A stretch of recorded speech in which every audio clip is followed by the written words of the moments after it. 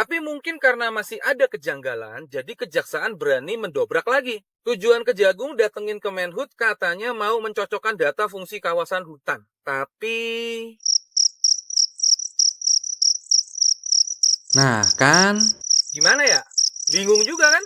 Ya, begitulah. Semoga aja deh ya. Apa lo? Layani dong dengan baik, ya kan? Bapak ini nggak akan gagah istrinya di rumah kalau ibu. Jadi kita ini nih para pegawai yang gagah-gagah ini punya motor, punya mobil, punya istri, ya kan? Punya THR, duitnya dari ibu. Dari pembayaran pajak kendaraan, bermotor nggak gagah, temukan duit, ya sok sama layar pajak. Yang mau menang tunjangan. Benar deh, Bu? Makanya pemberi pajaknya dihargai, ya kan, Bu? Gitu. Sarua dilunaskeun aja. Naon deui? Trayek angkot oge dipersulit, ayeuna teh tidak diperpanjang trayek. Trayek itu 15 kewenangannya sampai di sekarang. Sub ya, saya nanya dulu ya. 2015 sampai sekarang nggak pernah keluar lagi trayek. Abdi gaduh angkot 7. Oh jadi gini ya? Nah, bapak sih ganu susah angkot 7. Sekarang tuh ayeuna mah setoran cuma 50.000 sehari. Kalau 7 berarti 250.000. Itu 7 mun sih ganu susah. Iya susah Pak. Ulah nyusah-nyusah maneh atuh hirup teh, Pak. Sabab aya nu leuwih susah ti batin bapak. Geus jadi masalahna naon? Pertama trayek. Trayekna masih di Kota Bandung kene, di Kabupaten Kabupaten Bandung. Trayekna ke Kabupaten Bandung. Ya. Jadi trayekna Teu kaluar deui eta mah. Teu bisa diperpanjang deui. Jadi kira oge susah Pak kan? Iya. Trayek kir. Oke. Terus trayek kir teh jadi kir teh susah soalnya si trayekna teh teu tiasa diperpanjang deui. Betul. Kan kir mah nepulan Kayak urang sekali. ditanyakeun ka bupati nanya. Nepulan sekali kir mah. Saya tanya ke Lewat bupati. koperasi udah tek banget kelas Coba orang tanyakan ke Bupatina, Bupati Bandung. Urusan pertrayekan mah kewenangan kabupaten beureun. nggak tahu sampai sekarang Nah, sok cicing perlu heula. perlu ini nggak perlu trayek nggak gitu. Sok cicing kina sok. Ke urang tanyakeun. Ulah mangka kuring. Sing karunya Aku kararun mak. Saya ngambek. Nah, geuningan memanggil ka mana bupatina? Iya Urang telepon deui. Mau telepon mau ke aing mah cenah sieun. Alah aing mah memanggil tuh, titangi memanggil. Aduh, Saya kota. Ah. Ngirit ku, banyak. ngirit pulsa. Kape gubernur kotaan asa anyar kene ngeusiana. Ya henteu ieu mah. Ya urang keur ngariung ya di Kabupaten Bandung di Samsat. Kumaha? Siapa? Kumaha? Kumaha? Siapa? Siapa? Berita Pak? Mana pengumuman? Ini Pak, nembe dibahas sekedap deh Pak. Oh ya udah oke, ulah lila teuing digawe teh. Nyen dua kalimat teh kos sajam diskusina lila teuing ngari mana? Ya, siap ya. Siap. Eueuh tuh aya sia teh kotaan ieu bupati na teu ngangkat. Nya bupati Bandung kota sia teh ngecek. Kan lainnya teh paceklik. Tuh memanggil kan urang nek hubungi bupati narek nanya memanggil. Lah, mending fotoin Mbak. Goreng Mbak. Nu goreng mah bapak lain fotona. Balik ke rumah Pak. Transparansi itu adalah keterbukaan. Maka di era sekarang pemimpin hari ini bisa secara terbuka bercerita tentang apapun tanpa harus menggunakan biaya negara. Bercerita di TikTok, bercerita di YouTube, bercerita di IG, bercerita di Facebook. Ceritakan apapun, tidak usah lagi ada kerjasama media. Efisien. Dan hari ini misalnya, saya kalau cerita diri saya, kenapa orang sulit? Saya kalau misalnya tidak punya YouTube, itu mungkin fitnah tiap, saya sudah demo berjilid-jilid di gedung sate. Kenapa? Karena banyak ucapan saya yang dipotong, kemudian disebarkan. Ini nggak bisa nyerang sama saya. Kenapa? Karena dia ada sumber utuhnya. YouTube bercerita tentang apa adanya, ketika dipotong, sumber aslinya ada. Yang itu saya punya, bukan orang lain yang punya. Saya bisa bercerita anggaran gubernur, anggaran Pemda, apapun. Saya ceritain. Dan hari ini tidak ada yang tidak ditakuti oleh publik dan penyelenggara di Indonesia kecuali media sosial. Gubernur Jawa Barat Kang Deddy Mulyadi atau KDM menghentikan bantuan biaya operasional bagi Masjid Raya Bandung. Ini jelas langkah berani dan layak diapresiasi. Langkah itu dilakukan setelah KDM mengetahui kejelasan status aset Masjid Raya Bandung itu. Bahwa ternyata Masjid Raya Bandung bukanlah aset Pemprov Jawa Barat. Karena itu tidak ada alasan Pemprov untuk membiayai operasional masjid itu. Tapi jangan khawatir, keputusan itu bukan diambil secara sepihak oleh KDM. Tapi atas kesepakatan antara Pemprov Jabar dengan para pengurus Masjid Raya Bandung. Jadi sebelumnya sejumlah pengurus wakaf Masjid Raya Bandung mendatangi Biro Kesejahteraan Rakyat atau Kesra Provinsi Jabar. Mereka menyampaikan bahwa Masjid Raya Bandung bukanlah aset milik Pemprov Jabar. Pada kesempatan itu, mereka juga minta agar pengelolaan masjid diserahkan ke ahli waris wakaf. Mengetahui status hukum aset masjid itu, KDM memenuhi permintaan itu. Tapi KDM menjelaskan bahwa ada konsekuensi ketika masjid itu bukan lagi menjadi aset Pemprov Jabar. Salah satunya, Pemprov Jabar tidak lagi dapat memberikan bantuan operasional buat masjid tersebut. Menurut KDM, Pemprov Jabar terikat aturan yang melarang pembiayaan terhadap aset yang tidak tercatat sebagai milik Pemda. Pemprov Jawa Barat terikat oleh ketentuan di mana aset yang bukan tercatat tidak boleh lagi dibiayai oleh Pemprov, tegas KDM. KDM juga menegaskan dengan perubahan itu, pengurus masjid sepenuhnya harus bertanggung jawab atas biaya operasional masjid itu. Pengurus harus melakukan pengelolaan biaya operasional yang diperoleh dari siklus pendapatan Masjid Raya Kota Bandung, ucap KDM. Walaupun Pemprov Jabar akan menghentikan bantuannya, KDM yakin pengurus masjid akan bisa memenuhi biaya operasional masjid itu. Alasannya, Masjid Raya Bandung punya set yang banyak yang bisa dikelola untuk mendapat dana untuk operasional masjid itu. Mereka memiliki tanah yang luas, ruang parkir yang cukup, sehingga bisa memiliki pendapatan yang cukup, lanjut KDM. Hampir tidak ada netizen yang kontra terhadap keputusan KDM. Tapi sebaliknya, justru banyak netizen yang mempertanyakan motif ahli waris minta kembali pengelolaan masjid itu. Mereka heran, kok lahan yang sudah diwakafkan diminta kembali pengelolaannya oleh ahli warisnya. Mereka bahkan curiga ada motif ekonomi di balik permintaan itu. Ahli waris juga pengen menikmati duit, tulis seorang netizen. Diwakafkan bapaknya, anak-anaknya masih melihat ada duit di situ, tulis yang lain. Wakaf artinya berhenti. Seharusnya tidak ada hak ahli waris karena orang tua sudah mewakafkan, tulis netizen yang lain lagi. Kami di PIS punya sikap yang sama dengan para netizen.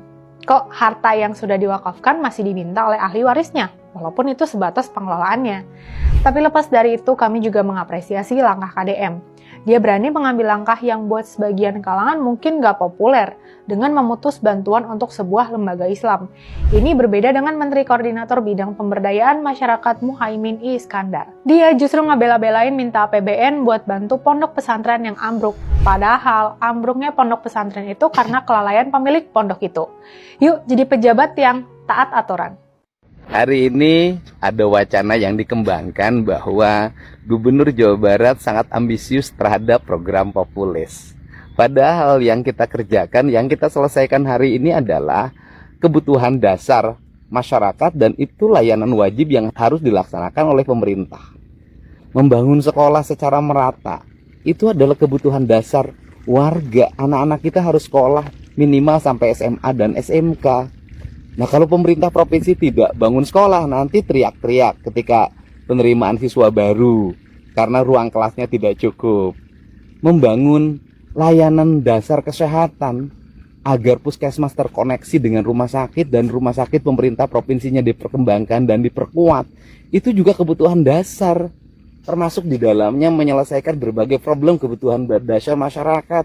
Nggak punya kemampuan untuk berobat diselesaikan oleh pemerintah, yaitu kebutuhan dasar, bukan program populis. Nah, kalau kemudian rakyat Jawa Barat ada ratusan ribu yang tidak punya jaringan listrik karena kemiskinan, lantas kita membiarkan Indonesia merdeka 80 tahun warganya tidak punya listrik. Itu kan pemerintah yang abai dan kita ingin menyelesaikannya. Kalau kita membangun jaringan irigasi, normalisasi sungai agar sawah terairi dan kemudian masyarakat bebas banjir, itu adalah kebutuhan dasar masyarakat, bukan program populis. Kalau kita membangun jaringan jalan yang baik, tidak tambal-tambalan, tapi langsung di hotmix, di beton, dilengkapi oleh penerangan jalan umum, membuat drainase, itu adalah kebutuhan dasar. Memang jalan harus ada marka jalannya, dan harus ada drainasenya, dan harus ada PJU-nya. Ya, itu harus begitu. Nah, seluruh rangkaian kegiatan pemerintah provinsi yang respon terhadap berbagai keluhan warga, itu adalah kebutuhan dasar, pemerintah memang harus hadir. Dan pada akhirnya seluruh fasilitas itu kan digunakan oleh semua. Misalnya bangun jalan, kan semua juga menggunakan. Nanti kalau jalannya jelek teriak-teriak, pemerintah tidak kerja. Untuk itu saya ucapkan terima kasih pada semua. Mari kita bangun Jawa Barat dengan baik, dan mari kita jaga dan rawat aset pembangunan yang sudah tersedia, dan mari kita bekerja agar seluruh kebutuhan dasar masyarakat Jawa Barat terpenuhi. Karena fungsi pemimpin adalah menyelesaikan seluruh problem masyarakat agar minimal kebutuhan dasarnya terselesaikan. Untuk hal yang pertama ini, ya saya ingin bertanya balik. Kenapa marah? Yang memulai duluan siapa? Ya udah, berarti sama. Mas Gibran juga anak orang. Beliau juga punya orang tua. Dan semua orang tua di dunia ini tidak mau anaknya dikata-katain, di body shaming. Apakah kalian mau anak kalian digituin di tempat umum, ditertawakan orang? Hahaha, anaknya tampangnya kayak ngantuk. Ya pasti marah dong, kecuali kalian emang gak sayang sama anak kalian. Dan menurut saya, kalau pembulian semacam ini dinormalisasikan, dianggap biasa, nanti anak-anak di sekolah banyak yang jadi pembuli. Tadi ditanya sama gurunya, kenapa kalian bully? Mereka jawabnya gini aja, ya Panji aja boleh. Kan kata pengikutnya Panji mah cuma bercanda, ngapain baper? Ya udah. Jadi gak usah marah, gak usah baper, kan cuma bercanda. Nah, itulah alasannya kenapa undang-undang baru, KUHP yang baru itu disahkan. Biar kalian itu bisa diredam. Gak seenak jidat, seenak muncung kalian aja ngatain orang. Dan yang kedua ingin saya bahas pernyataan Mas Panji yang dia bilang begini. Kamu berharap sama siapa, guys? Berharap sama siapa? Kita cuma bisa berharap diri kita sendiri. Berharap sama siapa? Polisi kita mau... Kita harus berharap sama siapa? Gimana ya Mas ya, kalau orang punya agama, punya pegangan hidup, pedoman hidup, punya Tuhan, ya dia berharap ke Tuhan. Karena Mas Panji Muslim yang berharapnya ke Allah. Mau berharap ke siapa lagi? Kita sebagai hamba. Iya karena na'budu wa iya karena nasta'in. Ya beda cerita kalau kita sebagai penganut agama tidak pernah ibadah, tidak pernah sholat, tidak pernah ke gereja, ya kita bakal bilang berharap ke siapa? Jadi jawaban saya, berharaplah ke Sang Pencipta, ke Tuhan kita. Karena kalau kita berharap ke Tuhan, tidak akan pernah kecewa. Dan selanjutnya yang saya ingin bahas adalah, dia banyak ditanyain netizen, kenapa di mensreanya itu tidak membahas Anies? Jawaban Mas Panji, karena Abah bukan siapa-siapa, kata dia di channel YouTube-nya. Karena Abah nggak punya jabatan, kata dia. Mas Panji ini kudet atau gimana? Abah kan sekjen PBB. Dan juga kalau Mas Panji bilang Abah itu nggak punya jabatan apa-apa, Mas Panji salah. Abah itu punya ormas, namanya Gerakan Rakyat. Ya meskipun ya hanya internal organisasi, tapi tetap Abah punya jabatan. Pertama sekjen PBB, kedua ketua ormas. Jadi kalau itu alasan Mas Panji nggak bahas Abah, ya saya agak nggak setuju sih. Ya tapi bener sih, nggak ada yang menarik juga kalau bahas dia, nggak rame juga. Kan ramenya bahas keluarga Jokowi. Kalau bahas Abah Megdi, ya nggak rame soalnya ya film Abah kemarin aja nggak laku. Anak Abah nggak ada yang nonton. Jadi terakhir pesan dari saya kepada Mas Panji, ya yang pertama berani berbuat, berani bertanggung jawab. Ya terima konsekuensi yang telah kita perbuat. Ada sebab, ada akibat. Dan yang kedua, bolehlah kita itu berkarya, tapi kita harus berkarya dengan bijak, dengan cara yang baik, dengan cara yang benar. Dan karya tersebut tidak menyakiti perasaan orang lain. Dan yang ketiga, berharaplah sama Sang Pencipta yang Maha Kuasa, Allah Subhanahu wa Ta'ala. Kalau berharapnya sama manusia, kita pasti akan dihianati, dikecewain suatu saat. Apalagi ke diri sendiri. Kalau kita gagal, kita pasti nyalahin diri sendiri. Nah itu. Dan yang terakhir, boleh kita mengidolakan seseorang, tapi kita harus lihat dulu orang yang kita idolain itu seperti apa. Apakah orang tersebut bisa mengajak kita kepada kebenaran, membimbing kita kepada jalan yang benar, atau malah sebaliknya. Terima kasih, semoga bermanfaat. Panji tenang, Anda tidak akan dihukum. Tidak akan dihukum Mas Panji, tenang, nanti saya yang bela. Selamat pagi dan salam sehat Prof Mahfud. Izin petinya Pak ya. Ini untuk netizen juga. Selamat pagi, salam sehat semua. Mohon di-up video ini, semoga sampai ke Prof Mahfud ini. Jadi untuk Prof Mahfud ya, saya ingin menyampaikan keresahan hati saya terhadap Anda, di mana saya ini adalah dulu ya mengagumi beberapa hal dari Anda. Tetapi menurut keyakinan saya, ya ini menurut keyakinan saya Pak ya, sebab kalau menurut si Panji, orang yang Anda bela ini, ya kan, katanya kan kalau menurut keyakinan kita, orang tidak bisa disalahkan. Jadi menurut keyakinan saya terhadap Prof Mahfud sekarang ini, ya, setelah Anda kalah nyungsep ya di Pilpres itu, saya perhatikan Anda tidak bisa move on, ya. Sakit hatinya masih terbawa sampai hari ini, sampai detik ini, ya kan? Padahal kita tahu ya, Anda bisa menjadi Menko itu adalah jasa dari Pak Jokowi dulu kan.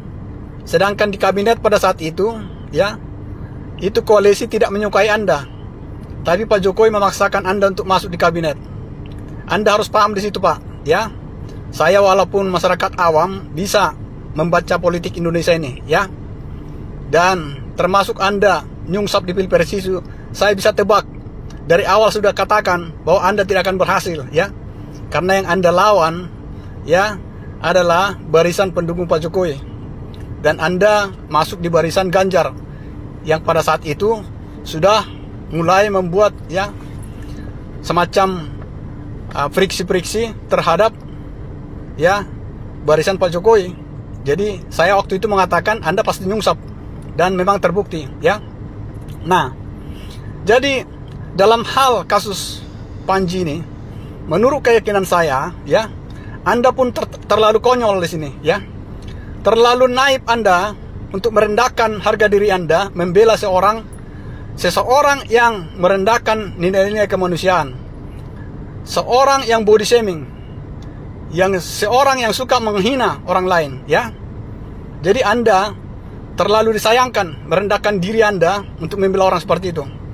Pak, saya mau katakan, di dalam hal kemanusiaan ini ya, orang itu terlahir ya, atau apapun semuanya itu ya, itu adalah kehendak yang kuasa ya. Kalau kita mencari kesempurnaan dalam fisik seseorang, Anda sendiri pun tidak sempurna ya. Termasuk Panji itu pun tidak sempurna ya. Banyak sekali kelemahannya. Tetapi ya, orang tidak bisa merendahkan orang lain, ciptaan Tuhan itu sendiri ya. Oke? Jadi Anda sangat disayangkan sekali. Kalau Anda melihat pernyataan Panji itu, dia tidak mengatakan Anda ngantuk seperti Anda katakan ini, Anda ngantuk. Tidak seperti itu, ya. Tapi di situ ada mimik, ya. Di situ ada, ya, di mana perilaku dia itu, ya, yang mencontohkan seperti simpanse menurut saya, keyakinan saya, persis kayak simpanse itu, ya, yang membuat orang tertawa, menertawakan seorang wapres, ya. Jadi kalau Anda bilang masa marah, saya ingat, ya. Anda jangankan digituin, Anda membantah omongan orang, membantah omongan Anda aja, Anda emosi kok, ya. Mau saya tunjukkan videonya? Ada orang membantah Anda, oh enggak, Anda emosi. Jadi jangan Anda merasa orang yang paling hebat, ya. Jadi itu Pak. Jadi menurut saya, ya, Anda sangat memprihatinkan seorang profesor nama besar, ya, membela seseorang, ya, yang suka bullying, body shaming, merendahkan orang lain. Ya, saya tidak sebut merendahkan wapres, tidak. Nilai-nilai kemanusiaan itu Anda harus hargai. Untunglah Anda tidak bisa jadi wapres, ya. Coba kalau seandainya Anda jadi wapres, membela orang-orang seperti itu, betapa rusaknya negara ini. Oke? Keren. Seperti itu Pak ya. Jadi mohon maaf kalau ada yang kurang-kurang. Ini menurut keyakinan saya, ya, menurut keyakinan saya. Karena menurut si Panji yang Anda bela itu, kalau menurut keyakinan kita, orang tidak bisa disalahkan. Ini semua menurut keyakinan saya. Jadi menurut keyakinan saya, Anda seorang yang profesor, yang konyol, ya. Ya, itu. It's a long walk to face the wrath of American justice for Nicolas Maduro and his wife Celia. Dressed in matching Satu hal yang patut dicermati nih, khususnya ini pelajaran buat Presiden Kazakhstan ya, bahwa ternyata segampang itu menculik presiden negara-negara kecil, negara-negara berkembang, buat negara dikuasa seperti Amerika Serikat. Ini kode keras juga nih buat negara-negara berkembang yang suka ngeyel ya. Kenapa? Karena Maduro diculik ketika dia sedang tidur. Tapi sebelum Maduro diculik, Amerika Serikat udah tahu Maduro itu sarapannya apa hari itu. Maduro itu tidur pakai baju warna apa. Super spesifik mereka tahu. Bahkan sampai simpanan Maduro siapapun mereka tahu. Lebih hebat lagi dan lebih canggih lagi, ternyata istana negara Venezuela sudah dibikin versi mock-up-nya real di Amerika Serikat, dan itu udah dipakai latihan sama tentara khusus Amerika Serikat buat operasi penculikan ini. Makanya bisa presisi dan akurat. Bukan cuma dia tahu Maduro tidur pakai kolor warna apa, kamarnya ada di mana pun mereka tahu. Bahkan super spesifik ketika mereka mau melakukan penculikan ini, mereka itu bukan cuma bawa senjata, pistol, no, mereka bawa mesin las, guys. Lu bayangin bawa mesin las. Kenapa? Karena mereka udah tahu pintu kamar tidur Maduro bukan pakai kayu, tapi pakai baja. Jadi lu bisa bayangkan super akurat apa, sehebat apa Amerika Serikat bisa lakukan itu. Artinya apa di sini? Amerika Serikat sudah dapat bocoran. Ketika Amerika Serikat mendarat, sudah ada karpet merah dari militer Venezuela sendiri mengundang mereka datang. Kenapa? Ya karena semua orang pengen jadi orang kaya, guys. Semua jenderal pengen nambah istri baru, pengen nambah mobil baru, pengen nambah kekayaan baru. Gak peduli siapapun presidennya. Sama seperti di Kazakhstan, raja-raja itu gak ada yang peduli. Siapapun yang akan jadi pemimpinnya, yang penting mereka kecipratan. Pengkhianatan ini akan terus terulang kalau negara apapun itu korup para aparatnya.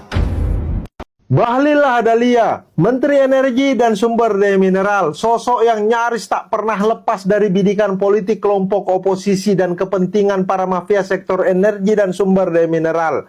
Kemarin akhirnya berbicara lewat sesuatu yang paling sulit dibantah dalam politik, data dan capaian nyata.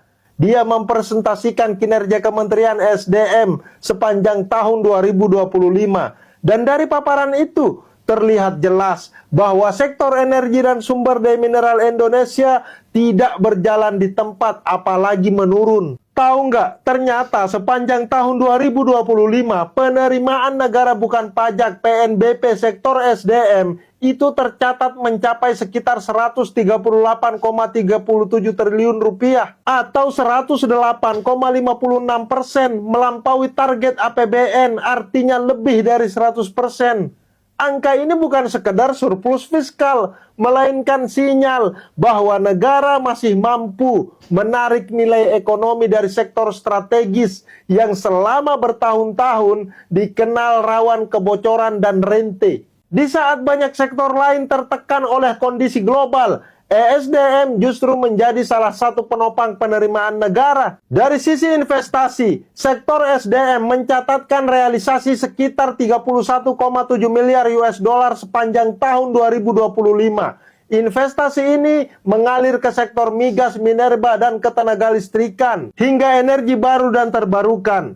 Di tengah ketidakpastian geopolitik dan fluktuasi harga energi dunia, angka ini menunjukkan bahwa kepercayaan investor terhadap sektor energi Indonesia masih sangat terjaga. Pada sektor migas, lifting minyak bumi berhasil dijaga di kisaran 605.000 barel per hari. Ini juga melampaui target APBN. Ini capaian yang patut dicatat, mengingat tren alami produksi minyak Indonesia yang terus menurun dan minimnya penemuan cadangan besar baru. Ini pertama kalinya naik dalam 9 tahun terakhir. Menjaga lifting di level tersebut bukan pekerjaan mudah, apalagi tanpa mengorbankan stabilitas fiskal dan lingkungan. Sementara itu, produksi batubara nasional mencapai sekitar 790 juta ton sepanjang tahun 2025. Angka ini menunjukkan dua hal sekaligus. Indonesia masih menjadi pemain utama batubara global. Batubara tetap menjadi tulang punggung, meski secara bertahap diarahkan untuk tidak selamanya menjadi sandaran utama. Di sisi lain, bauran energi baru dan terbarukan terus mengalami peningkatan. Meskipun belum secepat tuntutan aktivis lingkungan, namun secara faktual, kapasitas terpasang EBT bertambah, proyek-proyek pembangkit EBT berjalan, dan transisi energi tidak lagi berhenti di tataran slogan, perlahan tetapi bergerak. Selain itu, tahun 2025 konsumsi listrik per kapita telah mencapai 1.584 kWh atau sekitar 108,2% melampaui target 1.464 kWh. Program listrik desa sepanjang tahun 2025 telah menerangi 77,616 ribu pelanggan di 1.516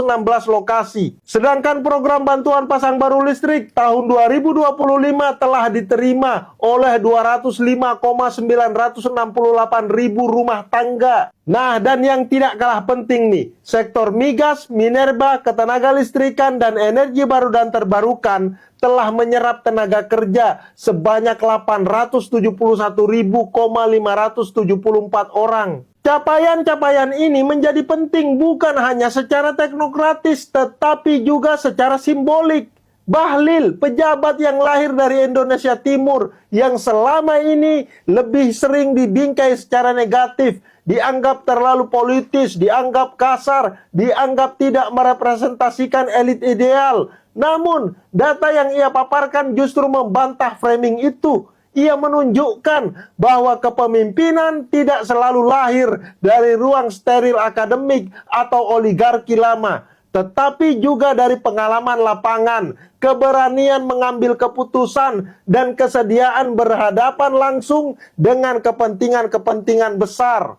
Apa yang ditunjukkan Bahlil sepanjang tahun 2025 memperlihatkan bahwa ia bukan sekedar pejabat hasil kompromi politik, melainkan pejabat dengan orientasi hasil. Kebijakannya tentu masih bisa diperdebatkan, kritik tetap sah disampaikan. Namun, satu hal yang sulit untuk disangkal, ada kinerja yang terukur, ada angka yang berbicara, dan ada capaian-capaian yang bisa diuji. Capaian Kementerian SDM tahun 2025 ini bukan hanya soal triliunan rupiah penerimaan negara, ratusan ribu barel lifting minyak, atau puluhan miliar dolar investasi. Ini adalah pesan politik yang sederhana namun tegas, bahwa kualitas seorang pejabat tidak ditentukan oleh asal-usul, stereotip, atau framing lawan politik, melainkan oleh kemampuannya menghadirkan hasil nyata bagi negara. Dan di titik itu, Bahlil Lahadalia telah menunjukkan bahwa dia bukan sosok yang bisa dipinggirkan begitu saja. Paten ganda, thank you. Penjajahan di depan mata itu di Jakarta selama ratusan tahun, betul tidak sekalian? Di tempat lain penjajahan mungkin terasa jauh, tapi di Jakarta, bagi orang Jakarta, yang namanya kolonialisme itu di depan mata, dirasakan sehari-hari. Karena itu, bila kita merdeka, maka janji-janji itu harus terlunaskan bagi warga Jakarta. Ini pejabat publik, ini seorang gubernur, ini calon gubernur, memunculkan terus pernyataan-pernyataan yang nggak perlu. Anda ini berbahaya sekali, karena Anda memecah belah umat. Ini kembali sedikit ke belakang ya. Ketika Anda baru saja dilantik menjadi gubernur, statement pertama Anda adalah ini kemenangan pribumi yang selama ini dijajah. Kita semua pribumi ditindas dan dikalahkan. Kini telah merdeka, kini saatnya kita menjadi tuan rumah di negeri sendiri. Ketika saya kalah, saya langsung kasih Anies ucapan segala macam. Itu that's again. Kamu menang pun seizin Tuhan kok. Tapi yang tidak bisa saya terima, ketika Anda menang, Anda pidato memecah belah bangsa. Bahwa Jakarta udah kembali ke pangkuan pribumi yang dijajah selama ini. Itu teksnya di mana-mana. Itu sangat memecah belah bangsa. Saya ini asli Indonesia sesuai undang-undang loh. Apa karena saya namanya Ahok? Itu yang tidak betul seorang Anies lakukan. Pak Dedi, hari bapak teh nanaonan gitu. Kinerja teh piraku itu pika pelosok di carangan gitu, Pak. Ah, bapak mah teh bener. Lain ti bareto atuh Pak kieu teh. Ulah sok genggeureukeuneun atuh Pak ari pada melantai kinerja teh Pak jadi gubernur teh. Itu nu paling itu jadi kehaluruan Pak. Tetangga sabelah. Fokus Pak ngonten Pak lah, teu kudu diedankeun ge ieu. Pengerjaan teh. Ari Bapak kumaha ieu teh? Ipir aku ke pelosok di carangan kieu. Kan Bapak teh gubernur konten, tos ngonten teu kedah nguruskeun tepi ka pelosok ieu Pak, itu nu sabelah jadi kehaluruan. Bapak mah aduh kumaha sih geungeureuhkeuneun tuh di tepi ka pelosok di markaan kieu. Ari Bapak nanaonan itu ke pelosok jalan di kieu-kieu nanaonan itu Pak. Ipir aku pelosok kieu jalan apa? 50 tahun. Iya pir aku kieu pelosok. Ari Bapak ka mana wae atuh kumaha ieu teh? Pak pelosok gitu tuh tingali. Istri Pandji Pragiwaksono ngamuk ketika anak-anaknya di body shaming sama netizen. Buntut materi komedi mensrea yang dibawakan Pandji Pragiwaksono yang menyindir Wapres Gibran merembet ke arah yang lebih personal. Alih-alih berhenti pada kritik atau perdebatan ide, sebagian netizen justru menyerang anak-anak Pandji dengan komentar bernada body shaming di media sosial. Sasaran perundungan itu adalah Dipo dan Shira, anak kandung Pandji, yang sama sekali tidak terlibat dalam polemik tersebut. Mengetahui hal ini, Gamila Arif, istri Pandji, bereaksi keras. Melalui akun eks pribadinya, Gamila mengecam tindakan warganet yang menyeret anak-anak ke dalam kebencian politik. Ia menegaskan bahwa dirinya siap menerima hinaan, begitu pula suaminya sebagai konsekuensi tampil di ruang publik. Namun, menurutnya anak-anak harus dilindungi dari serangan apapun, terlebih yang menyasar fisik. Gamila juga menyatakan tidak ragu melaporkan komentar perundungan tersebut, khususnya yang muncul di TikTok, sebagai bentuk perlindungan terhadap anak-anaknya. Kalau tanggapan kalian gimana nih? Izin Bang Kemal, ya kalau dianugerahkan kuping, mata, otak itu dipakai. Kuping dipakai untuk mendengarkan pidatonya Pak Prabowo tuh dengan baik. Simak, otaknya dipakai apa isi pidatonya. Nggak ada Pak Prabowo itu ngeklaim kalau rakyat Indonesia ini paling bahagia sedunia. Nggak. Pak Prabowo ngomongin survei. Bahkan di dalam pidatonya Pak Prabowo mengatakan, saya paham negara kita ini banyak rakyatnya yang hidupnya belum sejahtera, tapi di survei mengatakan bahagia. Seakan-akan Pak Prabowo tuh malah emes gitu loh sama rakyatnya. Itu, ya kalau misalkan malas mendengarkan, malas nyimak pakai otak, ya matanya dipakai buat baca ya. Itu survei menurut hasil Global Flourishing Study, sebuah survei internasional kolaborasi antara Harvard University, Baylor University, dan lembaga riset Gallup. Indonesia dinobatkan sebagai negara dengan tingkat kebahagiaan tertinggi di dunia, mengungguli 200 negara lainnya. Penelitian ini melibatkan lebih dari 200.000 responden dari 22 negara dan satu wilayah Hong Kong dengan pengumpulan data yang dilakukan setiap tahun selama 5 gelombang.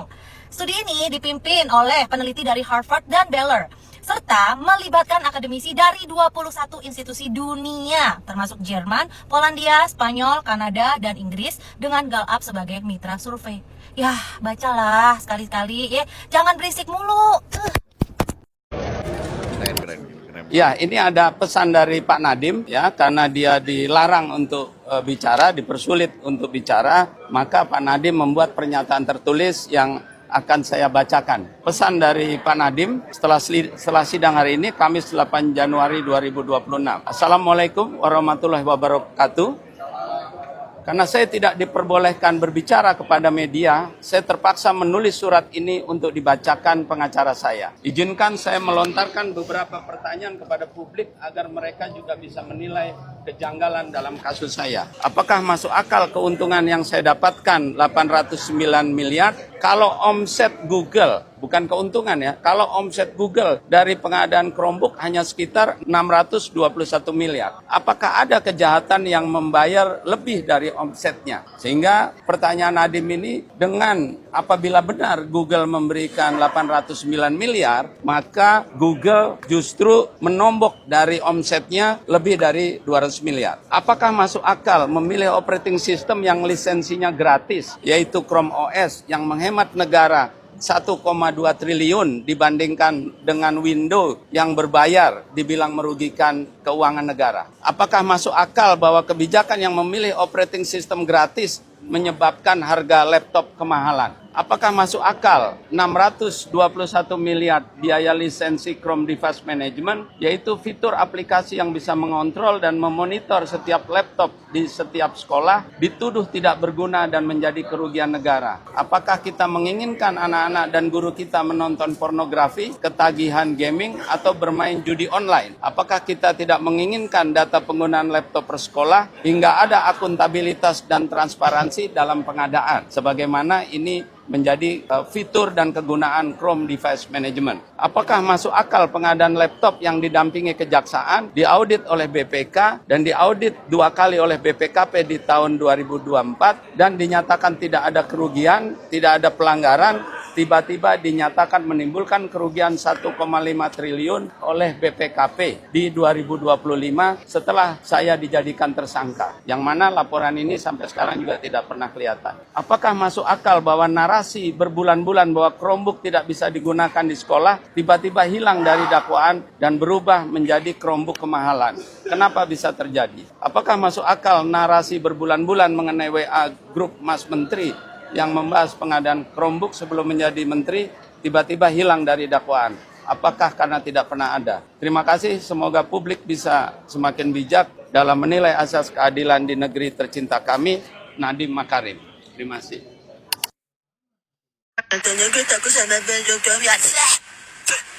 Bacot lu Prabowo, bacot. Kalau lu gak takut, lu ngapain nyinggung-nyinggung utang Wush? Buat seluruh warga Indonesia, khususnya untuk para aktivis, wartawan, dan para oposisi lainnya, kita harus bersatu. Jika Prabowo membayar utang Wush ini dengan APBN negara, maka kita demo dan lengserkan dia sampai selengser-lengsernya. Apa? Mau melengsarkan Pak Prabowo sampai selengser-lengsernya? Apakah ini ajakan untuk MAKAR? Oh, dia bilang fasilitas itu hanya untuk rakyat. Tidak semua rakyat menikmati fasilitas itu, anjir. Ya, orang-orang di pelosok desa banyak yang tidak menikmati fasilitas-fasilitas yang dibuat oleh negara. Bahkan jalan di desa-desa banyak yang berlubang. Lo cuma tahu tuh, ya, fasilitas yang ada di kota-kota doang. Lo lirik dong kota-kota kecil. Lo lirik dong desa-desa yang ada di negara ini. Ini kayaknya abang kita ini nggak tahu kalau misalkan selain Pak Presiden, kita juga punya banyak orang di pemerintahan. Dan tentu aja di setiap daerah itu ada namanya Pemda, pemerintah daerah, di mana pemerintah daerah inilah yang seharusnya merawat dan mengurusi untuk masalah infrastruktur tiap daerah. Kenapa semuanya harus ke pemerintah pusat? Kalau misalkan di desa kalian ini jalan-jalannya masih banyak yang berlubang, ya protesnya langsung kepada Pemda. Kenapa? Karena harusnya Pemda lah yang merawat dan mengurus. Pemda itu punya namanya APBD.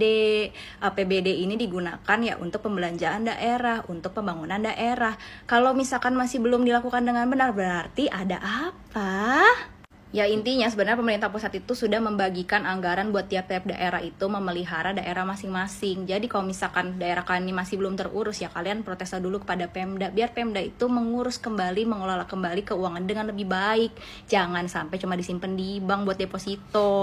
Indonesia cuma Jakarta, Bandung doang. Kalau cuma warga Jakarta dan Jawa doang yang bayar pajak, it's not problem for me. Dan kami tidak peduli tentang itu jika kami berada di luar pulau tersebut. Tapi masalahnya nih Prabowo, semua warga negara di Indonesia ini membayar pajak. Dan itu lu bikin untuk bayar utang Wush, goblok. Yang menikmati hasilnya birokrasi doang. Rakyat menanggung utangnya anjir, terus lu bebankan ini adalah utang negara. Sialan lu ya Prabowo ya. Emang otak lu di mana sih sebenarnya? Jadi gini ya Bang ya, kalau kita berbicara tentang WUS itu adalah kan investasi negara ya kan, untuk demi kemajuan transportasi di negara kita. Dan untuk pembangunan WUS ini kan awalnya pakai pembiayaan dari luar negeri seperti itu, investasi. Memang kalian pikir kalau misalkan ada yang invest, artinya nggak usah dibalikin uangnya.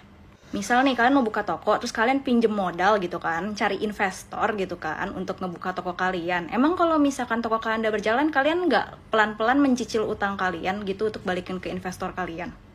Kabur gitu aja? Atau kabur aja dulu? Ini nih sejujurnya karena awalnya kan investor ya kan, berarti investor ini kan naruh modal. Modal di sini kan berarti kita jadinya adalah pengembaliannya disebutnya hutang. Padahal sebenarnya kan ini modal adalah untuk pembangunan negara.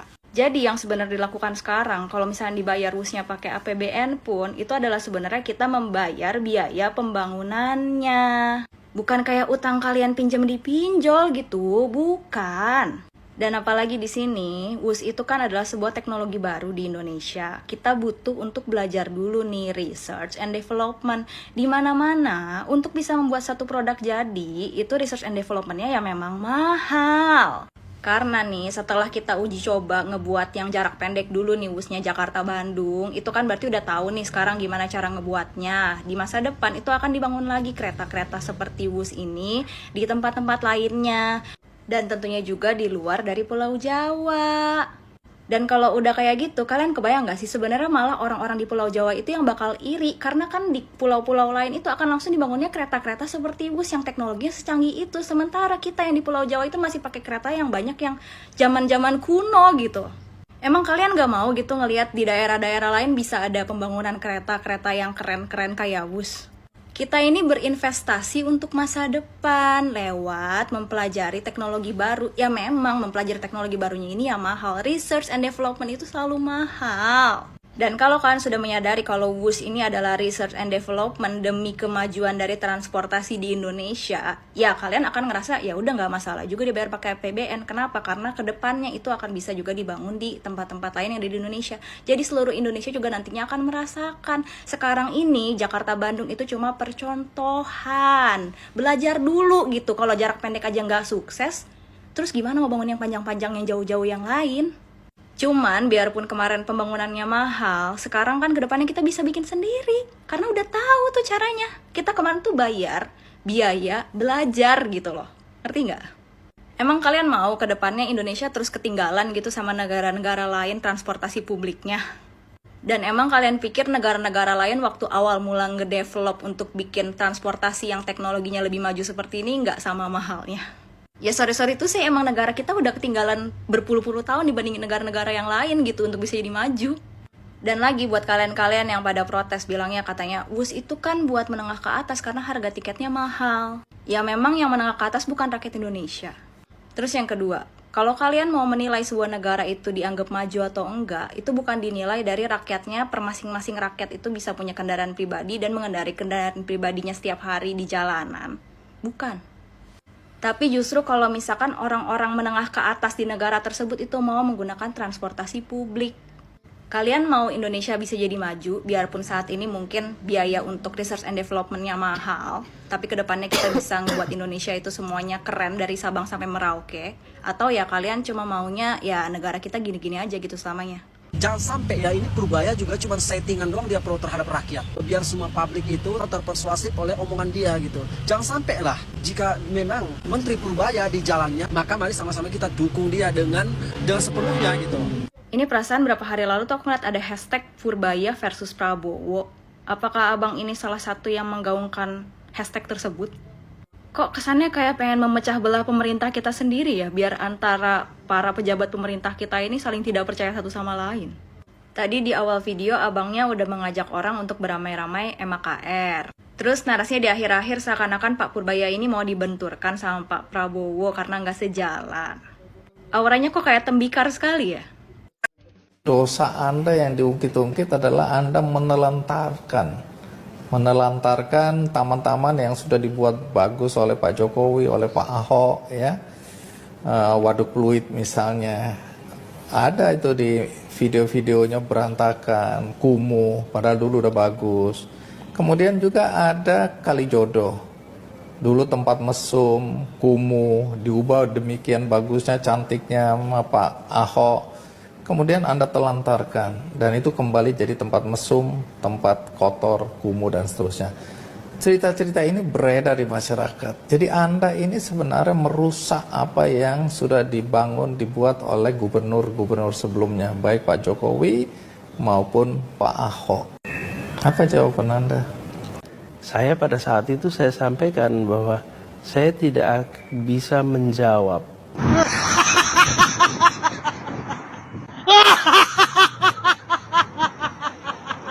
Semoga Allah mentakdirkan saya untuk bisa menjawab itu dengan kenyataan.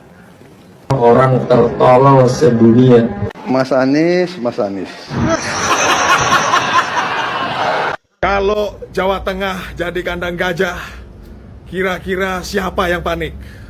Sanggup ya 2029, pemilu selanjutnya, Jawa Tengah kandang gajah. Yang pastinya bukan gajahnya dong, ya nggak? Tapi mereka gerombolan-gerombolan yang biasa hidup di kubangan, yang dicucuk hidungnya tuh apa kata buka, yeah, yang biasa buat bajak sawah tuh, kebo. It's Prit. Ya guys, ini ada berita guys ya. Luar biasa Ketua Umum PSI, pidatonya berapi-api kawan-kawan ya. Jawa Tengah akan jadi kandang gajah. Itu kata beliau. Ya. Saya kira ini adalah sebuah pernyataan yang serius ya. Pasti dengan perhitungan yang matang dan kerja nyata. Ingat, gajah ini bos. Ketum kita bukan kalau kata Tegar itu Kaisang yang dulu bukan yang sekarang. Kaisang yang dulu bukan yang sekarang. Gitu ya. Hidup Jokowi. Mang Iwan, kita bahas Panji lagi. Oh, Mama mau bahas Panji lagi? Emang ada berita apa tentang Panji? Beritanya, Panji dilaporkan ke polisi. Oh, dilaporkan ke polisi? Siapa yang melaporkan? Iya, dilaporkan oleh pihak NU, Muhammadiyah, dan Pemuda Toraja. Kemarin kan Mamang bilang kalau pernyataan si Panji tidak mengandung unsur penghinaan. Kenapa bisa dilaporkan ke polisi? Atau dengarkan baik-baik, tonton lagi videonya. Pernyataan yang bilang tidak ada unsur menghina itu untuk masyarakat Jawa Barat, orang Sunda. Kan saya bilang, Panji cuma ngomong masyarakat Sunda itu senangnya memilih pemimpin dari kalangan artis. Nah, memilih dari kalangan artis kan bukan sesuatu yang hina. Makanya saya bilang tidak ada unsur penghinaan. Oh gitu. Ya apalagi kalau soal Bapak Aing, Bapak KDM yang dia bilang artis YouTuber, Bapak KDM-nya juga merasa pain-pain aja. Yang nggak pain-pain aja kan yang komennya. Oh, iya bener. Jadi untungnya orang Jawa Barat, orang Sunda dan Bapak Aing tidak melaporkan. Kalau sampai melaporkan pasti ntar digoreng lagi, bilangnya orang Sunda mah dikit-dikit lapor, dikit-dikit lapor. Apalagi kalau KDM yang lapor, pasti dibilangnya anti kritik. Padahal mah cuman kemarin itu menanggapi aja, meluruskan data yang salah, dia dibilangnya anti kritik. Udah terus. Kemarin kan Mamang bilang kalau pakai kata menurut keyakinan saya nggak bisa diperkarakan. Itu juga bukan kata saya, Mang Iwan. Itu kata Bapak Haris Azhar yang disampaikan sama Bapak ini. Jadi dia bilang dia nanya sama Haris Azhar. Ya. Gimana caranya biar bisa berkelit dari segala macam serangan-serangan hukum? Dia bilang awali semua statement dengan menurut keyakinan saya. Karena keyakinan orang itu tidak bisa diperkarakan katanya gitu. Itu bukan kata saya. Ya mau kata siapapun, Mang, kan statementnya kalau menggunakan kata menurut keyakinan saya tidak bisa diperkarakan. Ya tidak bisa dilaporkan, tidak bisa diperkarakan itu kan menurut keyakinan si Panji. Ya menurut keyakinan orang yang melapor mah beda. Bisa kayak gitu, bisa dilaporkan. Kalau menurut pelapor mah beda keyakinan aja ini mah. Katanya soal keyakinan nggak bisa diuji. Kan urusan nanti pembuktian mah bukan di kepolisian atau di pengadilan, Mang Iwan, nanti urusannya. Oh gitu. Nah lagian ya banyak orang yang berlindung di balik kata-kata kritik. Oh gitu. Padahal sebenarnya bukan kritik. Oh maksudnya gimana itu, Mang? Begini, kalau yang namanya kritik itu didasari oleh cinta, ya tujuannya untuk perbaikan, memperbaiki apa yang kurang, apa yang salah. Itu kritik. Dan yang dikritik itu kebijakan, bukan fisik. Tapi kalau didasari oleh kebencian, menghujat, ya itu mah bukan kritik, emang pengen framing aja untuk menjatuhkan. Apalagi yang dikritik bukan kebijakan, tapi fisik. Dokter Tompi aja marah. Kata dia, fisik bukan untuk dibully, apa dihina, apa dipermalukan atau dibercandain. Nah, gitulah kalau kata dia mah. Emang ada buktinya, Bang? Ya ini videonya nih, saya perlengkap lagi ya video yang lain nih. Nih. Ada yang milih pemimpin berdasarkan tampang. Banyak. Ganjar ganteng ya. Anies manis ya. Prabowo gemoy ya. Atau wakil presidennya. Gibran ngantuk ya. Salah nada, maaf. Gibran ngantuk ya, nah gitu nadanya, sorry maaf. Gibran ngantuk ya. Ya karena ngantuk kan dia ya.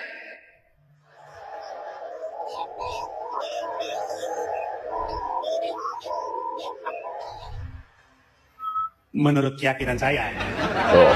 Kalau sekarang penguasa mempergunakan orang lain untuk dibenturkan kepada kita, ini kita harus hati-hati.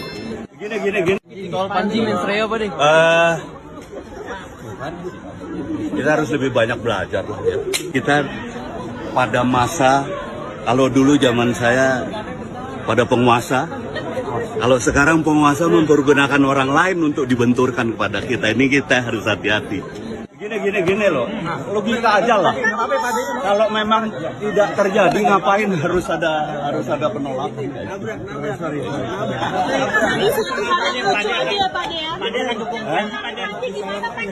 Jadi sayangnya kita punya.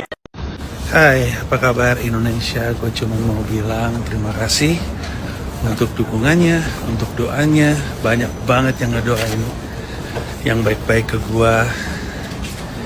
Gue juga baik-baik aja. Gue lagi di New York habis ngisi siaran dan sekarang lagi mau balik ke rumah.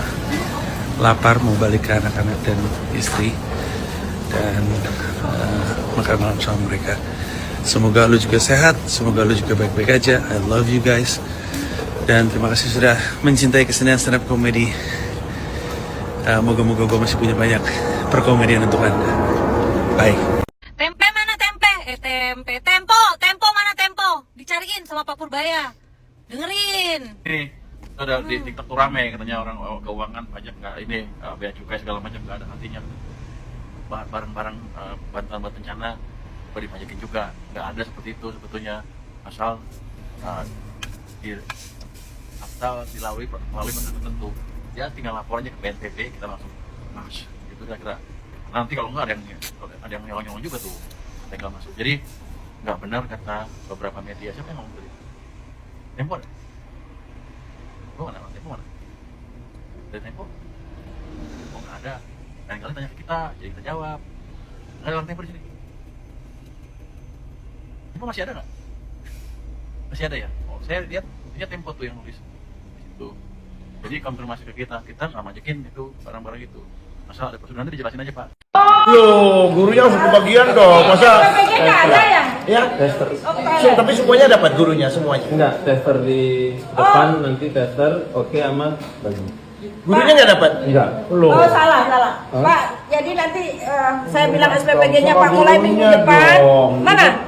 Ini kok gurunya nggak dapat gimana? Gurunya harus kebagian juga dong. Perpres Presiden nomor 115 keluar dari bulan Desember. Itu ada tulisannya guru dan tenaga guru dapat. Kamu tahu nggak? Bukan cuma guru aja yang jadi kantor ini. Tukang bersih-bersihnya juga dapat. Yang bersihin. Kan itu ditingkatkan dulu aja di dapur. Tapi nggak harus Pak, ya? boleh. Ya. Jangan hanya muridnya aja dong, guru sama yang satu sekolah. Semua tenaga pendidik. Iya, itu benar. Jadi itu yang Pak, yang mau nyapu kek, yang di TU, semua dapat, ya. Tolong ditingkatkan dapurnya. Semua satpam dapat Pak. Satpam benar, dapat. SPPG nggak boleh males, ya. Harus ditingkatkan. Tolong yang dihitung ya, tambahan jumlahnya ini berapa? Ya, untuk gurunya harus dapat. Pokoknya minggu depan tak cek lo ya. Minggu depan saya cek guru harus dapat. Bapak kalau belum dapat lapor nanti. Bukan cuma guru, semua yang ada dalam sekolah ini ya. Iya. Ya ini korwilnya mana? Kamu? Ini gurunya. Ini kok belum dapat guru-gurunya gimana? Katanya kalau Zoom dengan Pak Sony siap, saya udah paham. Ini perpresnya keluar dari bulan Desember ya teman-teman wartawan, guru ini dapat ya. Tolong loh, Jakarta kok malah nggak dapat gimana? Ya harus dapat. Mas loh, nanti saya cek ya. Hari Senin saya mau ke sini. Pak, hari Senin nanti saya ke sini Pak. Siap, Bu. Ngecek guru dapat nggak? Siap. Ya, Siap. harus Seluruh dapat. pegawai di rumah sakit bukan hanya Ah, di sekolah, bukan hanya guru. Bukan hanya Terus guru. hari Sabtu kan mereka juga dapat. Ya, betul. Nah, nanti hari Sabtu harus mulai dapat mereka, ya. Udah berjalan itu.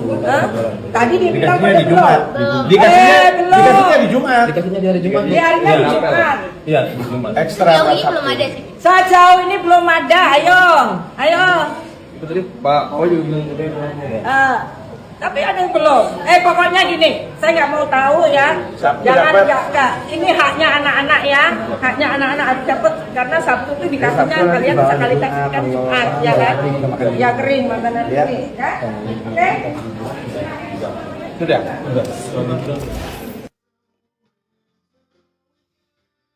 Pihak kejaksaan nyamperin Kementerian Kehutanan. Kabarnya ini terkait urusan izin tambang yang udah di SP3 kan sama KPK. Itu artinya urusan kasus ini sebenarnya udah di stop sama KPK. Meskipun bayarin utang masa lalu dan anggaran dari pusat menurun, Kang Deddy Mulyadi menyusun anggaran secara gila. Buktinya, pembangunan di Jabar yang dulu hanya 400 miliar, sekarang sebesar 3 triliun. Bahkan tahun 2026, anggaran untuk jalan dinaikkan menjadi 4 triliun. Bayangin kalau posisi APBD kita hari ini adalah 37 triliun. Amin. Tanpa hutang pen, tanpa harus bayar cicilan Kertajati, operasional Kertajati, tanpa harus bayar operasional Aljabar. Bah, sudah saya seluruh Jabar saya karpet tuh jalannya. Bukan lagi di aspal ya. Oh, karpet Pak, saya bilang aspal mah kecil.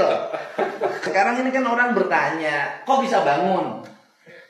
Anggarannya sudah, dana DBH-nya sudah turun tajam, beban hutang masa lalu yang tinggi, beban operasional yang tinggi, masih bisa bangun. Iya. Karena menyusun anggarannya dengan cara gila. Berbeda dengan tahun-tahun sebelumnya, Bang. Dengan cara gila. Dananya menyebar tanpa jelas. Kalau sekarang terfokus satu titik sektor Bina Marga itu yang kemudian bisa dengan berbagai konsekuensi. Listrik diturunkan, air diturunkan, perjalanan dinas diturunkan, bahkan gubernur dinolkan. Waktu 37 triliun belanja jalan itu 400 juta miliar. Itu 37 triliun. Sekarang 31 triliun belanja jalannya 3 triliun. 3 T tahun depan 4. Tahun depan naik kumaha? Bayangkeun di rosen teh. Untung gubernur teh aduh teu kalanger ge. Sudah.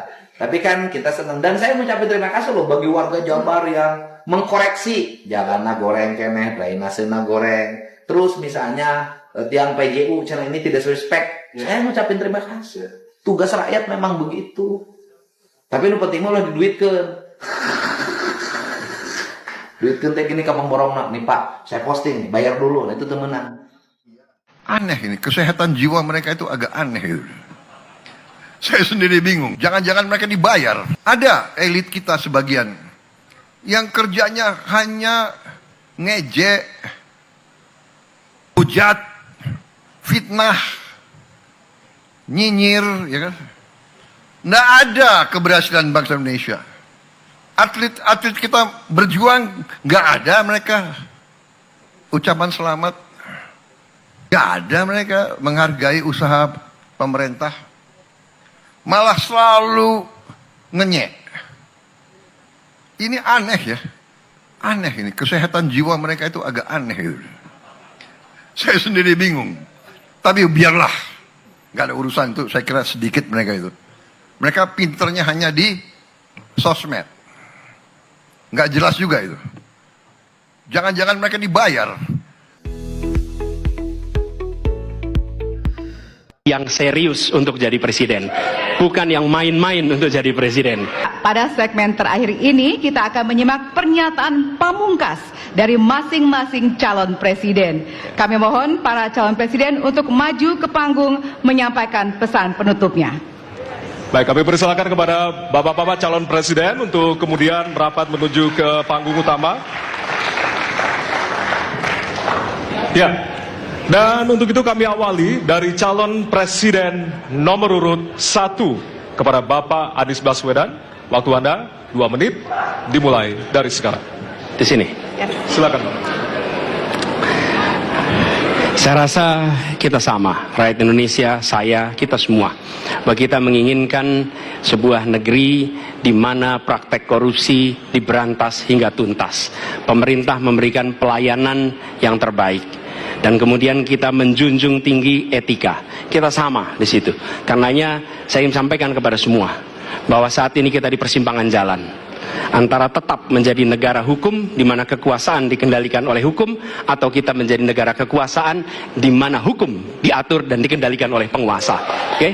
Dalam situasi itu saya ingin sampaikan ini adalah sebuah gerakan perubahan. Kita sama-sama kita ingin mengembalikan tetap menjadi negara hukum di mana kekuasaan dikendalikan. Dan saya ingin sampaikan bahwa etika dijunjung tinggi. Ketika terjadi pelanggaran etika, jangan bersembunyi di balik keputusan hukum. Justru kita harus mengatakan bahwa tugas dari pimpinan tertinggi memberi contoh. Bila ada pelanggaran etika, maka itu adalah mendasar. Bila tidak, maka ke bawah, ke seluruh rakyat, semua akan kompromi. Dan praktek orang dalam yang tadi saya sampaikan akan merusak sendi-sendi kehidupan bernegara kita. Rusak kita. Karena itulah penting sekali kita menjunjung tinggi etika. Dan itu dilakukan oleh siapa?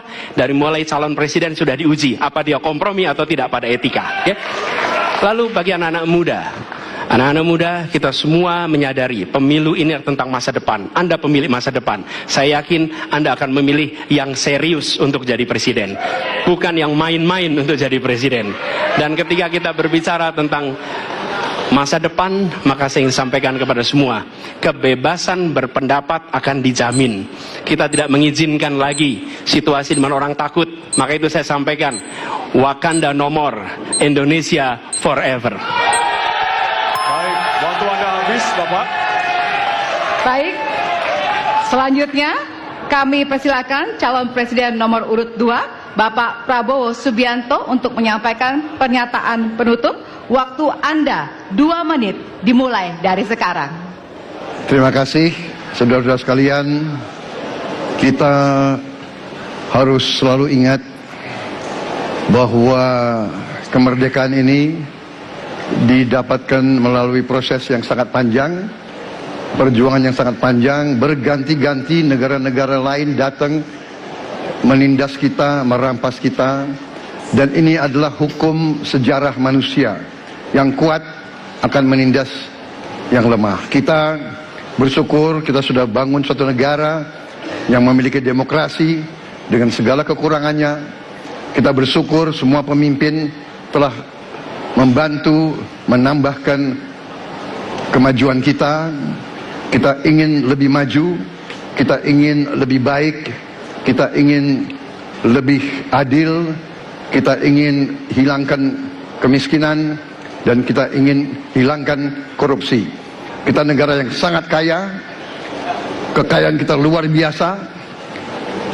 Kami, Prabowo Gibran, Koalisi Indonesia Maju, siap melanjutkan fondasi yang sudah dibangun oleh pendahulu-pendahulu kita. Kita yakin Indonesia akan melompat menjadi negara hebat, negara maju, negara makmur, negara adil. Hanya dengan demikian. Tetapi syaratnya kita harus rukun, kita harus bersatu, kita tidak boleh menghasut, memecah belah. Kita tidak boleh untuk kepentingan sesaat, untuk kepentingan jangka pendek, untuk kepentingan diri kita, kelompok kita. Kita tidak boleh mengorbankan persatuan, kesatuan, kerukunan bangsa Indonesia. Hanya dengan kerukunan, hanya dengan kearifan, hanya dengan kebersihan jiwa, tidak dengan permainan kata-kata retorika, tapi sungguh cinta tanah air, Indonesia akan maju. Habis, negara Bapak. hebat. Terima kasih. Terima kasih. Baik. Ya. Dan yang terakhir kita akan menuju ke calon presiden nomor urut 3, Bapak Ganjar Pranowo. Waktu Anda 2 menit dimulai dari sekarang. Terima kasih. Ini panggilan sejarah buat Ganjar Mahfud. Ganjar seorang anak polisi berpangkat tidak tinggi, bertugas di kecamatan. Pak Mahfud, bapaknya pegawai kecamatan. Kalau kita berada pada momentum yang sama, kami dan Pak Mahfud ini adalah orang kecil yang kalau bapaknya rapat kira-kira anggota Forkompimcam. Kami hanya di level kecamatan. Kami telah terbiasa mencoba mendengarkan keluh kesah rakyat. Panggilan sejarah inilah yang kemudian coba kita klasifikasi dari seluruh persoalan yang muncul. Bagaimana kita memberikan afirmasi kepada kelompok rentan. Ada kelompok perempuan, penyandang disabilitas, anak-anak, termasuk manula. Mereka butuh perhatian yang lebih. Maka inilah cara kita membangun, melibatkan mereka tanpa meninggalkan mereka. No one left behind. Yang kedua, bagaimana pemerintah betul-betul bisa melayani dengan memberikan teladan dari pemimpin tertinggi yang anti korupsi, yang menunjukkan integritas, yang menunjukkan layanan pemerintahan yang mudah, murah, cepat, sat. Kalau itu bisa kita lakukan, maka betapa bahagianya rakyat ini. Pemerintah ini ada yang ketika dikritik tidak baperan, yang ketika media menulis, mereka merasa ini vitamin buat dirinya, bukan sedang merongrong, apalagi kemudian merasa terancam. Maka kalaulah kemudian demokratisasi ini bisa kita laksanakan dengan baik, sesuai dengan amanah reformasi, nggak ada lagi cerita Bu Sinta, nggak ada cerita Mas Butet, nggak ada cerita Melki, tidak ada itu. Karena dewasa kita dalam berdemokrasi. Maka dalam penghormatan terhadap HAM, mari kita konsisten antara pikiran, perkataan, dan perbuatan. Dan saya berdiri bersama korban untuk keadilan. Terima kasih. Mohon maaf kalau ada kata-kata saya yang kurang. Baik, waktunya habis. Ya. Pas sekali. Baik, hadirin, kita berikan tepukan yang paling meriah untuk para calon pemimpin Indonesia.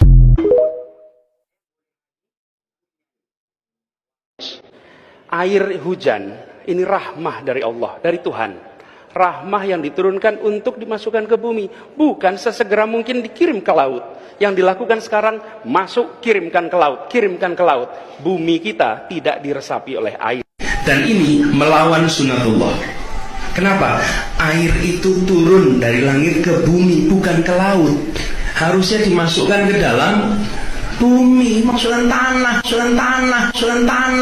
bukan dialirkan pakai gorong-gorong raksasa ke laut. Air yang jatuh di rumah kita jangan dialirkan keluar. Kalau kita alirkan keluar, namanya kita nyumbang air ke masyarakat. Yang kasihan yang di ujung jalan tuh nanti rumahnya paling pendek, itu paling kena banjir. Jadi tiap rumah tahan airnya di rumah Anda.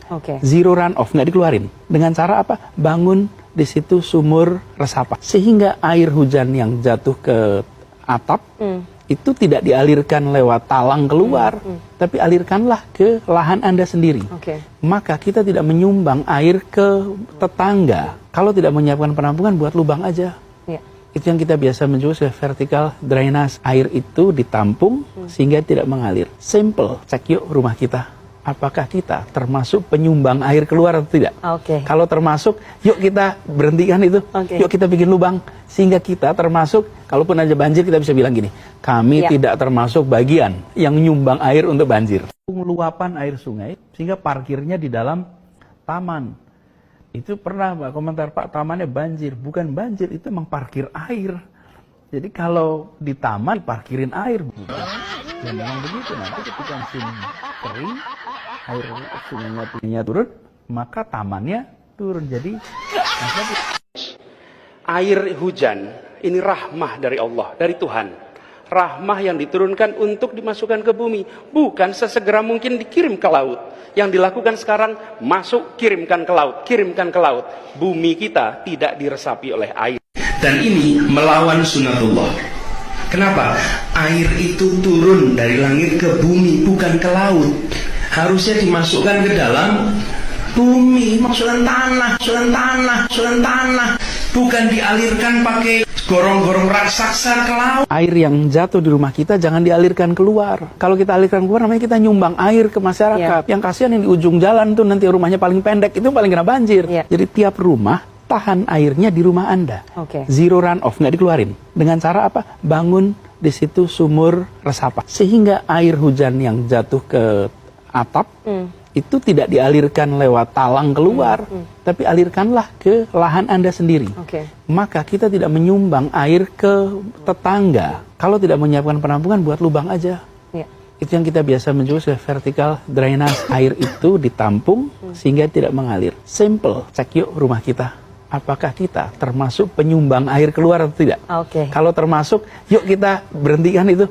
Yuk kita bikin lubang. Sehingga kita termasuk, kalaupun ada banjir kita bisa bilang gini, kami tidak termasuk bagian yang nyumbang air untuk banjir. Luapan air sungai, sehingga parkirnya di dalam taman. Itu pernah Pak komentar, Pak tamannya banjir. Bukan banjir, itu emang parkir air. Jadi kalau di taman parkirin air. Ya memang begitu, nanti ketika musim kering, air sungainya turun, maka tamannya turun. Jadi Air hujan ini rahmah dari Allah, dari Tuhan.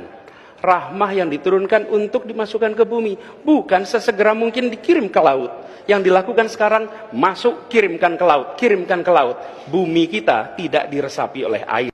Dan ini melawan sunatullah. Kenapa? Air itu turun dari langit ke bumi, bukan ke laut. Harusnya dimasukkan ke dalam bumi, masukkan tanah, masukkan tanah, masukkan tanah. Bukan dialirkan pakai gorong-gorong raksasa ke laut. air yang jatuh di rumah kita jangan dialirkan keluar. Kalau kita alirkan keluar namanya kita nyumbang air ke masyarakat. Yang kasihan yang di ujung jalan tuh nanti rumahnya paling pendek, itu paling kena banjir. Jadi tiap rumah tahan airnya di rumah Anda.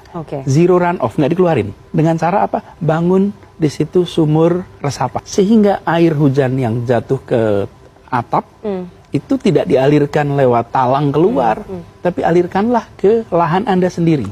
Maka kita tidak menyumbang air ke tetangga. Kalau tidak menyiapkan penampungan, buat lubang aja. Itu yang kita biasa menyebut vertical drainage. Air itu ditampung sehingga tidak mengalir. Simple. Cek yuk rumah kita. Apakah kita termasuk penyumbang air keluar atau tidak? Kalau termasuk, yuk kita berhentikan itu. Yuk kita bikin lubang. Sehingga kita termasuk, kalaupun ada banjir kita bisa bilang gini, kami tidak termasuk bagian yang nyumbang air untuk banjir. Luapan air sungai, sehingga parkirnya di dalam taman. Itu pernah Pak komentar, Pak tamannya banjir. Bukan banjir, itu emang parkir air.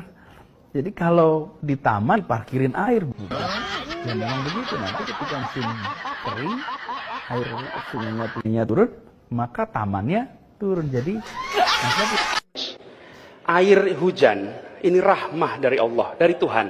Rahmah yang diturunkan untuk dimasukkan ke bumi, bukan sesegera mungkin dikirim ke laut.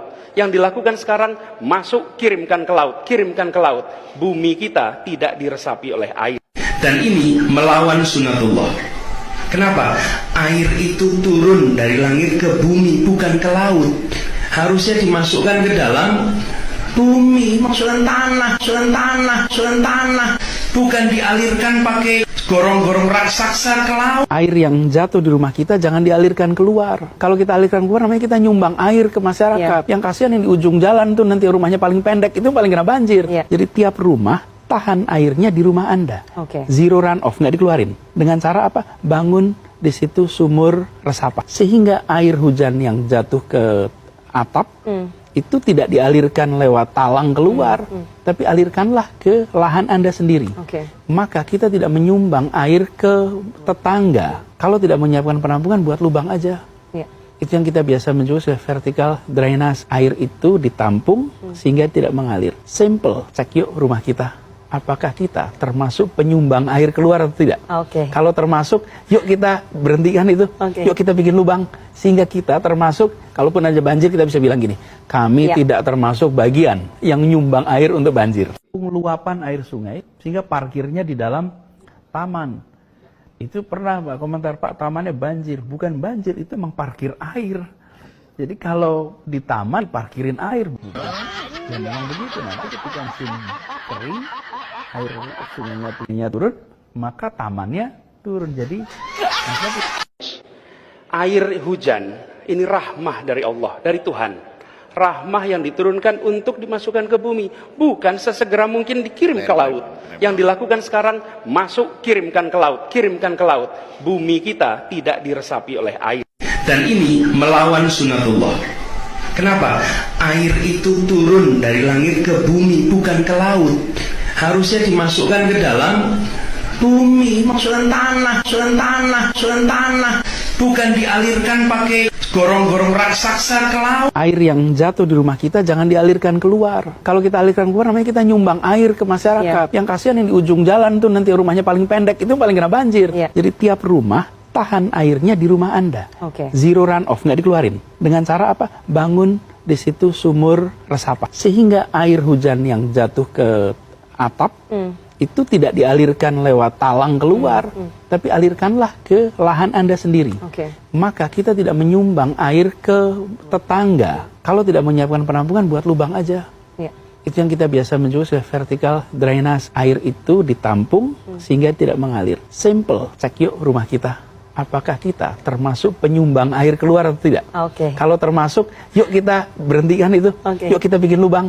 Sehingga kita termasuk, kalaupun aja banjir kita bisa bilang gini, kami tidak termasuk bagian yang nyumbang air untuk banjir. Luapan air sungai sehingga parkirnya di dalam taman.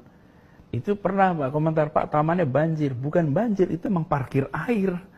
Jadi kalau di taman parkirin air. Dan memang begitu, nanti ketika musim kering, air sungainya turun, maka tamannya turun. Jadi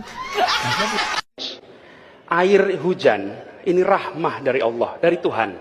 Rahmah yang diturunkan untuk dimasukkan ke bumi, bukan sesegera mungkin dikirim ke laut. Yang dilakukan sekarang, masuk, kirimkan ke laut, kirimkan ke laut.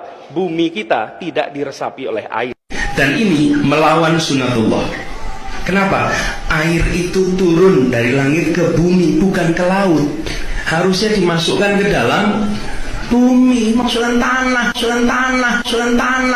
bukan dialirkan pakai gorong-gorong raksasa ke laut. Air yang jatuh di rumah kita jangan dialirkan keluar.